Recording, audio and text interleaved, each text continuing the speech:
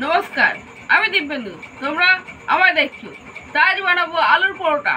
চলো ময়দাটা মাখিয়ে নিই। তো চলে এলাম ময়দা মাখাতে। ময়দাটা মাখিয়ে নিই, তারপরে দেখাচ্ছি পরের ভিডিও। তো আমাদের ময়দা মাখানো হয়ে গেছে। আমরা এখন 15 মিনিট ঢাকা দেবো, দিয়ে আলু মাখানোর সময় দেখা হচ্ছে। তো আমাদের আলু মাখানো হয়ে গেছে।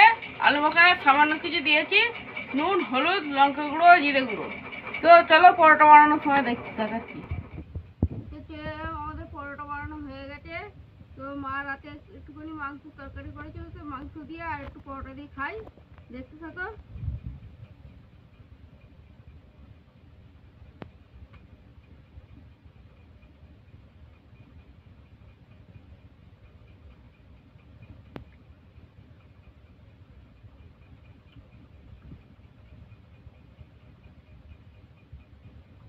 খুব সুন্দর হয়েছে।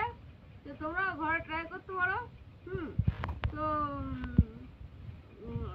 আপনারা যাওয়ার আগে লাইক, কমেন্ট, শেয়ার ও সাবস্ক্রাইবটা করে যাবেন। Good bye.